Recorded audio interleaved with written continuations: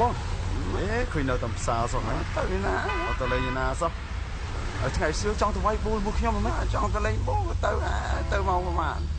បែរម៉ោង3ម៉ោង4ហ្នឹងទៅលេងហើយអេបងកូនយេស៊ូមកនោះនេះកៅកូនយេស៊ូហ្នឹងហ្នឹងកូនយេស៊ូ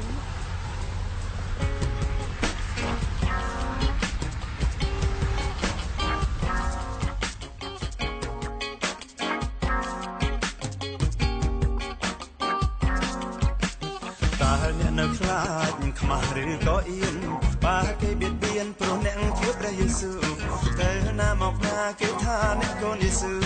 តែអ្នកបដូរព្រមទទួលការពិតគឺមួយអ្នកនឹងចង់លឺសងគេឲ្យឈ្មោះថាជាកូនព្រះយេស៊ូវខ្លាចអាប់យោនាំឈ្មោះអាស្រូវឬចង់រស់នៅដោយលោកីតែនៅក្នុងចិត្តអ្នកបាំងលេសែនព្រោះខ្លាចជាហេតុគេមើងងាយដល់អ្នកញាតមិត្តចិត្តខាងខ្លាចខានមិនបានពឹងពាក់ព្រោះរូបអ្នកខ្លាចជាគ្រីស្ទានទៅហើយគឺមួយអ្នកមិនចង់លឺសងគេឲ្យឈ្មោះថាជាកូនព្រះយេស៊ូវខ្លាចអាប់យោនាំឈ្មោះអាស្រូវគឺចង់រស់នៅដោយលោកីតើអ្នកនឹងហ៊ានសាយដំណឹងប្រាប់គេឲ្យដឹងពីអង្គដ៏បរិសុទ្ធប្រាប់គេកុំខានពីព្រះハរតីមុតទ្រង់សុគតដើម្បីឲ្យយើងបានរស់គឺមួយអ្នកមិនចង់លឺសងគេឲ្យឈ្មោះថាជាកូនព្រះយេស៊ូវខ្លាចអាប់យោនាំឈ្មោះអាស្រូវឬចង់រស់នៅដោយលោកី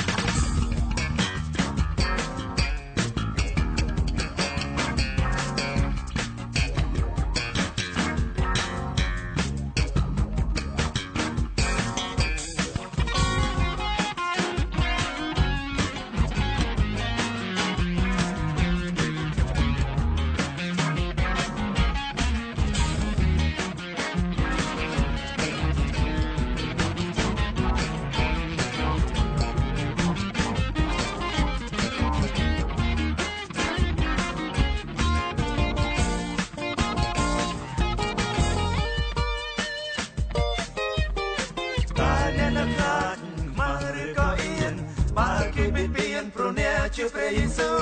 ទៅណាមកណាគេថាអ្នកកូនយេស៊ូវតែអ្នកបដូរព្រមទទួលការពិតគឺមួយអ្នកមិនចង់លឺសងគេឲ្យឈ្មោះថាជាកូនព្រះយេស៊ូវខ្លាចអាប់យោនាំឈ្មោះអាស្រូវគឺចង់រស់នៅដោយលោកីតែនៅក្នុងចិត្តនាងប៉ាំងដេសែនព្រមខ្លាចជាហេតុគេមើងងាយដល់អ្នកញាតមិត្តចិត្តខាងខ្លាចខានមិនបានពឹងពាក់ព្រោះរូបអ្នកខ្លាចជាគ្រីស្ទានទៅហើយគឺមួយអ្នកមិនចង់លឺសងគេឲ្យឈ្មោះថាជាកូនព្រះយេស៊ូវខ្លាចអាប់យោនាំឈ្មោះអាស្រូវឬចង់រស់នៅដោយលោកីតែអ្នកនឹងហ៊ានសាយដំណឹងប្រាប់គេឲ្យដឹងពីអង្គដ៏បរិសុទ្ធ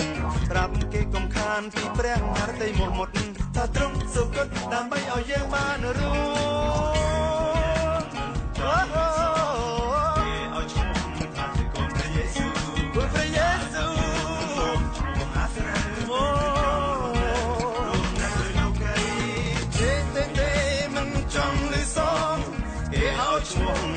កូនព្រះយេស៊ូវ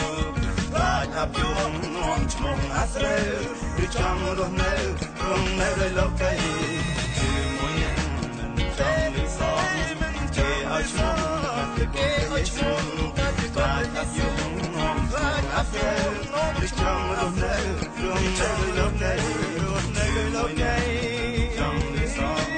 គេឲ្យឈ្មោះថាអ្នកខ្លាចយេស៊ូវតាអ្នកខ្លាចអង្គាតាអ្នកអៀនបានក៏យ៉ាង